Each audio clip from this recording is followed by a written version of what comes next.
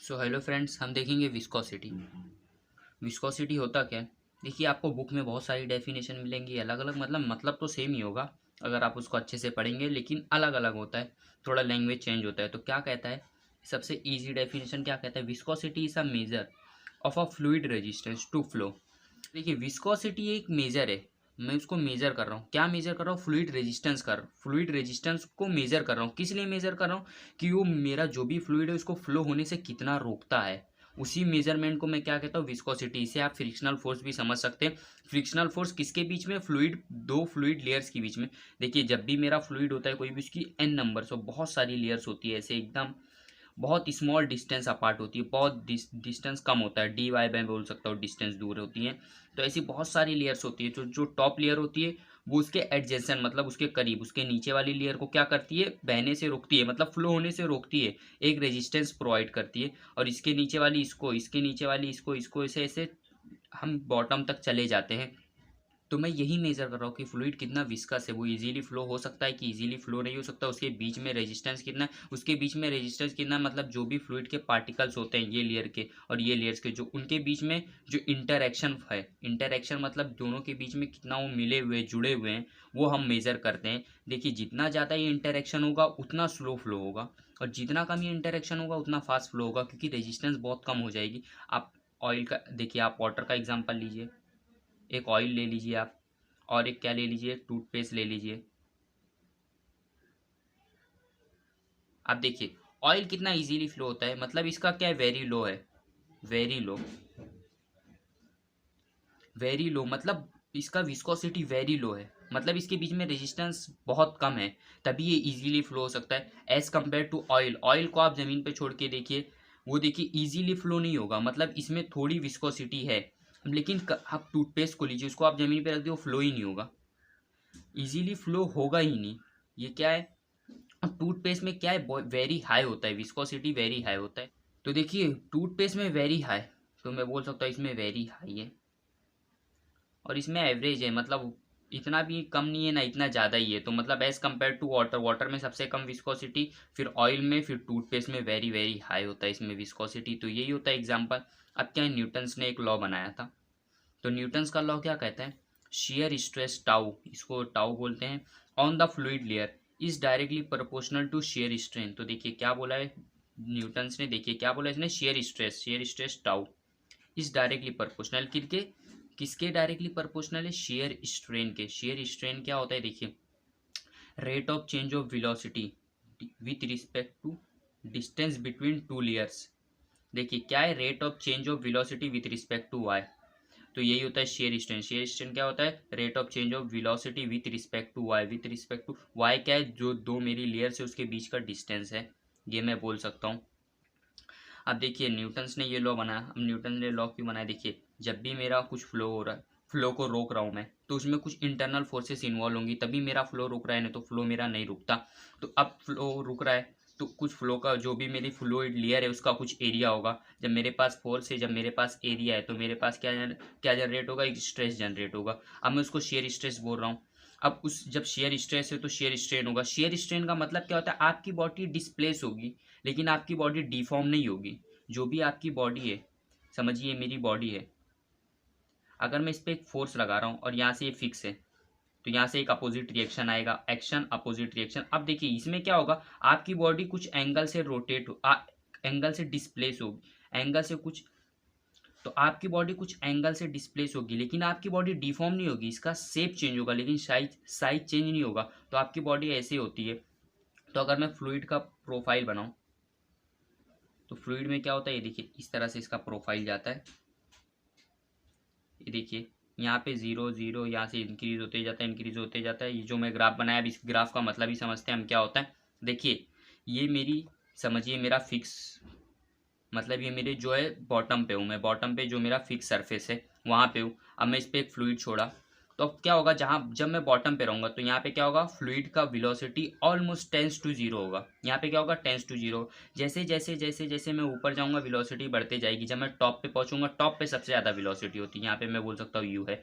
अगर मैं इसके नीचे जाऊँगा तो और कम और कम और कम, बॉटम में टेंस टू जीरो हो जाती है। तो इसीलिए प्रोफाइल इस तरह से बनता है, जो बनता है। तो इसीलिए मैं क्या कहता हूँ, rate of change of velocity with respect to y. Y का मतलब क्या है, जो डिस्टेंस हो रहा है, किससे डिस्टेंस मैं कंसिडर कर रहा हूँ, फिक्स प्लेट से। फिक्स प्लेट से जो भी मेरा मूविंग प्लेट होगा, जो भी मैं जहाँ पे भी मतलब मूविंग लेयर होगी, जो मैं लेयर पे मतलब फाइन, जो भी मैं लेयर को एनालाइज कर रहा हूँ उस लेयर का डिस्टेंस कहाँ से, फिक्स प्लेट से। तो यही होता है D Y, fix plate to the distance between fix plate, fix surface and moving surface, यही होता है। तो इसी को मैं वाई बोलता हूँ। तो ये देखिए, rate of change of velocity with respect to fix plate मतलब वाई। तो यही होगा। अब मुझे फॉर्मूला बनाना है, तो मुझे यहाँ पे कांस्टेंट लगाना पड़ेगा। तो वो कांस्टेंट क्या होता है, म्यू। इसको ही हम बोलते हैं कांस्टेंट ऑफ प्रोपोर्शनैलिटी, या इसको बोलते हैं डायनामिक विस्कोसिटी। इसको ही हम म्यू से डिनोट करते हैं, डायनामिक विस्कोसिटी। अगर मुझे म्यू का फॉर्मूला बनाना है, तो म्यू का फॉर्मूला क्या हो जाएगा, ये डी वाई वहाँ मल्टीप्लाई हो जाएगा, तो tau into d y by d u. अब मुझे किसी भी फ्लूइड का अगर निकालना हो म्यू, मतलब किसी भी फ्लूइड का विस्कोसिटी निकालना हो, तो ये फॉर्मूला बन जाएगा। अब हम इसके बेस पे कुछ प्रॉब्लम्स देखेंगे, फिर हम आगे बढ़ेंगे। देखिए क्वेश्चन 1 क्या कहता है, अ plate 0.25 centimetre distance apart from a fix plate. अब देखिए, मैं डायरेक्टली डाटा लिख दूंगा तो आपको समझेगा नहीं, तो मैं पहले समझाता हूँ। क्वेश्चन में क्या बोला, एक फिक्स प्लेट है, उससे एक प्लेट है, कितना दूर है, 0.25 सेंटीमीटर दूर है। तो एक प्लेट है, समझिए एक प्लेट कंसिडर किया, वो कितना 0.2, दोनों के बीच का डिस्टेंस क्या है, 0.25 सेंटीमीटर है। मूव्स विथ वेलोसिटी, मतलब ये मूव हो रहा है, कुछ वेलोसिटी से मूव हो रहा है। कितनी वेलोसिटी से, 60 सेंटीमीटर पर सेकंड से मूव हो रहा है। And required a force of 2 Newton. जब मूव कर रहा हो तो मुझे कुछ फोर्स भी चाहिए रहेगी, तो इसके साथ साथ एक फोर्स भी लग रहा है जो इसको मूव कर रहा है। कितना लग रहा है, required a force of 2 newton per unit area to maintain this speed. तो मतलब मुझे यही वेलोसिटी रखनी है, यही वी रखना है। तो क्या करना है मुझे, determine to maintain this speed, determine the fluid viscosity, जो मतलब इसके बीच में फ्लूइड है उसका मुझे विस्कोसिटी फाइंड करना पड़ेगा। तो मुझे क्या बोल दिया है, mu is equals to question mark.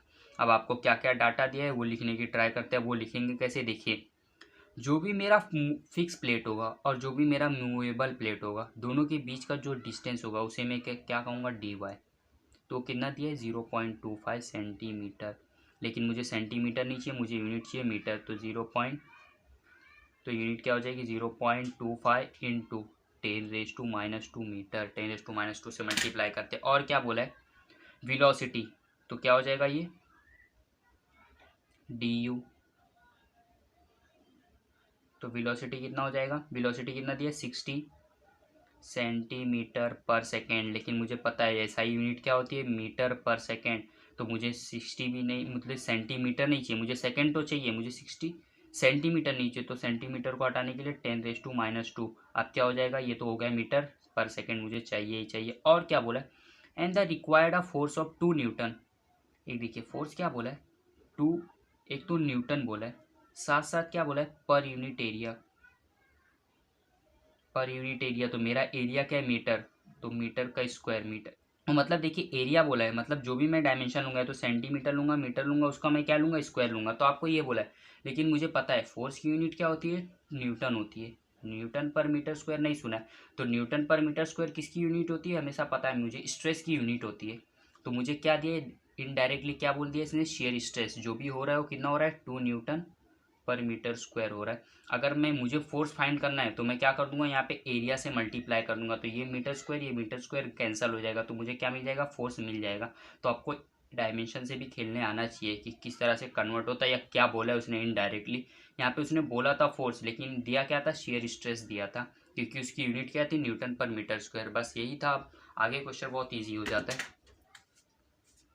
तो गिवन डाटा हमने लिख लिया, हमें क्या बोला है, हमें पता है इसका फॉर्मूला क्या है, mu is equal d u by, तो हमें शेयर स्ट्रेस पता है, is equal to mu into d u by d y.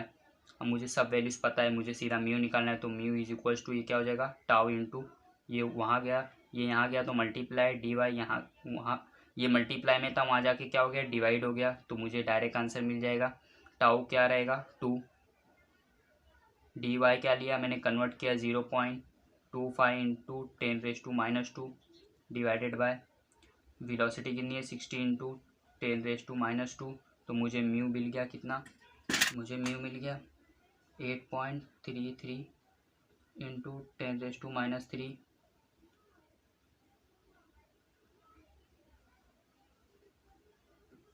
अब यूनिट क्या है, मुझे तो यूनिट पता है, लेकिन मैं आपको ड्राइव करके दिखा देता हूँ। यहाँ से यूनिट आपको ड्राइव करके दिखा देता हूँ। देखिए एकदम सिंपल से ड्राइव। देखिए जब आप, तो मुझे तो यूनिट पता है, लेकिन मैं आपको ड्राइव करके दिखा देता हूँ। देखिए फॉर्मूले से टाउ की यूनिट क्या है, न्यूटन पर मीटर स्क्वायर। ये हुई इंटू है तो इंटू, ये क्या है वाई की यूनिट क्या है, मीटर। ये क्या है, वेलोसिटी की यूनिट क्या है, मीटर पर सेकेंड। अब ये हुआ। अब देखिए जब भी मेरा कोई फ्रैक्शन में जो भी मेरा डिनोमिनेटर होगा उसको भी कुछ डिवाइड कर रहा होगा तो ऊपर चला जाएगा, तो क्या हो जाएगा, न्यूटन पर मीटर। ये देखिए ये मीटर मल्टीप्लाई होकर क्या हो गया, मीटर क्यूब। ये सेकंड ऊपर चला गया तो मीटर सेकंड। अब ये मीटर कैंसिल, मतलब पावर 3 कैंसिल हुई थी, टू बची, तो यूनिट मेरी डायरेक्टली क्या हो गई, न्यूटन सेकेंड पर मीटर स्क्वायर। तो ये यूनिट होती है न्यूटन सेकेंड पर मीटर स्क्वायर, जो भी मेरा डायनेमिक विस्कोसिटी होता है। लेकिन आपको क्या बोलता है, पॉइज में मुझे फाइंड करके बताओ। तो पॉइज में जब भी आपको फाइंड करने बोले कुछ नहीं करना है, बस इसको 10 से मल्टीप्लाई कर देना है। ये जो यूनिट है ना, ये इसको मतलब ये वैल्यू को 3 into 10⁻³ into 10, that is equals to क्या हो जाएगा, 0.0833 पॉइज। तो ये हो गया आपका फाइनल आंसर। ऐसे ऐसे क्वेश्चन आपको, ये क्वेश्चन आपको 8 से 9, 6 मार्क्स से कम से तो दिखेगा ही नहीं। मैक्सिमम 10 मार्क्स पूछता है, मैं देखा हूँ ये कोई ऐसे टाइप के क्वेश्चन 10 मार्क्स के लिए पूछता है ऑलमोस्ट। हर टाइम होता है ये क्वेश्चन, 100% श्योर हुए क्वेश्चन पे फ्लूइड मैकेनिक्स में। और क्वेश्चन हम देखेंगे। अगर कुछ प्रॉब्लम हो या कुछ पार्ट ना समझा हो तो ज़रूर हमें कमेंट बॉक्स में बताएं। Thanks for watching, subscribe to my channel.